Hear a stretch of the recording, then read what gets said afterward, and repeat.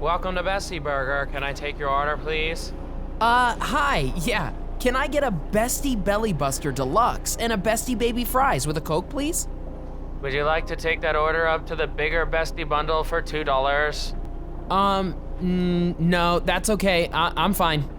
Drive through, please, and have a beautiful Bestie day. I can't wait to dig into this meal. Oh, hi there. I'm your conscience, the voice of reason, the angel on your shoulder. I live inside your head, and I see that you're just about to dig into this delicious meal of fast food. But before you do that, have you ever thought of how this meal's going to affect the rest of your body? Like me, for example? Well, good thing is it's my job to inform you on the bad decisions you're about to make. Conscience to the rescue.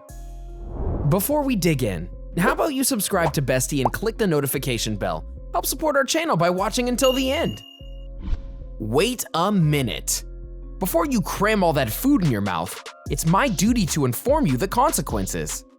Most fast food joints serve the standard burger and fries. Sometimes it's a chicken burger, sometimes it's a pizza, but at the end of the day, there's not that much difference in nutritional value. Here's what the standard fast food meal will cost your body if you eat at these places regularly. We're talking a couple times every week. Fast food is loaded with carbs, sugar, salt, and fat. Sure, all of these things make food taste delicious, but at what cost? I'll tell you what cost: your health. When you eat food like this, you can increase your risk of insulin resistance and type 2 diabetes because all the sugar your body produces when you eat this stuff.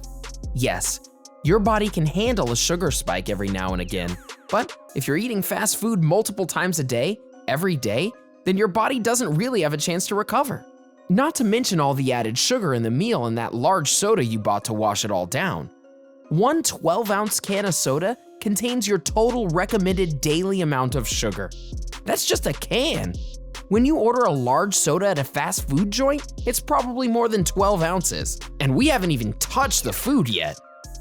There's usually a bunch of trans fats in certain types of fast food, like pizza, and that's not good for you either, as it can lower the good cholesterol in your body, the HDL, and raise the LDL, or the bad cholesterol. All that can increase your risk of heart disease or type 2 diabetes. Hey, I'm not trying to be the killjoy. I just want you to know the facts before you put that into your body. I'm part of your brain too, you know. Another problem with delicious fast food is that it sort of tricks your brain and your belly. It tricks your stomach because scientists believe that when you eat really sugary, carb-heavy foods, that it could make you hungrier when you go to get your next meal, and you'll probably get hungrier faster. It tricks your brain with the fact that fast food triggers the reward centers in your brain, not only because it tastes good, but because you can chew it and break it down in your mouth very easily, which in turn makes your brain crave this type of food. So when you get hungry sooner than you normally would, guess what your brain will be craving? Yup, more fast food. There's even been some research into the fact that fast food can become a dangerous addiction. Because you and I and this whole body we're in are connected, what goes in your stomach is gonna affect other parts of your body, like the brain.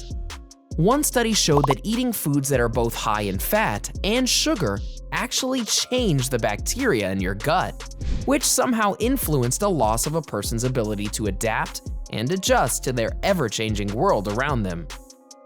Even though it's called a happy meal, it's probably gonna make you sad in the long run. I know you might be feeling sad right now because I'm laying all this truth on you, but listen up, cause it gets worse. If you make a habit of eating fast food on a regular basis, a couple times a week every week, you're 51% more likely to experience some form of depression. Turns out that people who eat fast food are a type. If you fall into this category, you're almost more likely to be single, work late hours, not get proper doses of fruits and vegetables, and are a smoker. And they've got you pegged, buddy. Whoa, whoa, whoa, whoa. Even if you can deal with all that stuff, there's more. Don't start chewing on those French fries just yet.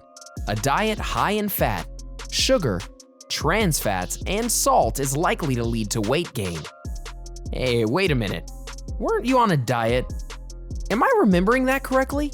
Well, if you've ditched the whole foods for fast foods, then one of the biggest things you'll notice is the weight gain. Of course you're gonna gain weight. Your calorie intake is going to skyrocket if you're eating fast food multiple times a day, each and every week. Not to mention upping your risk of insulin resistance because of all those carbs and sugar, which will eventually lead to weight gain. There's also the inflammation that can go along with even just one meal of fast food. Okay, let's let a little sunlight in, shall we? If you're the type of person who usually eats really healthy, doesn't smoke, and exercises on a regular basis, then sure, you can get away with a cheat meal every now and then with very little trouble. Like I said earlier, your body can handle a spike in blood sugar from time to time, especially if you're normally really good to your body. However, if you're more of a 50-50 on a healthy versus unhealthy scale, then you may be increasing your risk of some pretty scary stuff. Stuff like cancer. There's something called 2-methylimidazole, which in a study conducted on lab rats gave them cancer. That ingredient is found in caramel-colored things like dark sauces and dark soda. Not to mention that food with high smoke points and fried foods have the possibility of containing carcinogens, possible pesticides, hormones, and antibiotics if the meat is low quality, which also contributed to high cancer rates in some studies involving rats. Plus, if you're not giving your body the things it needs to fight off these bad things entering your body won't have that great of a defense against them, and well, it might not be good. The biggest problem with fast food is that it's too easy. The world is pretty much at your fingertips, and it's really easy to avoid cooking altogether and just eat out all the time. It's fun, and fast food makes it sort of affordable, and when you're hungry, the last thing you want to do is decide what to eat. However, it's worth the effort. If you don't know how to cook, take a cooking class, because the benefits of making homemade meals and knowing exactly what you're putting in your body is massive and could result in a long, happy life. Whole, unprocessed foods are what your body really needs. But hey, I'm just that little voice in your head. I can't make you do anything. Do you eat fast food a lot? Are you someone who loves to cook at home? Why not let us know in the comments section below. Enjoyed this video? Hit like, share, and subscribe to Bestie. Wait, what kind of Bestie would we be if we didn't tell you about our other awesome videos? Go ahead, choose the left or right video and enjoy.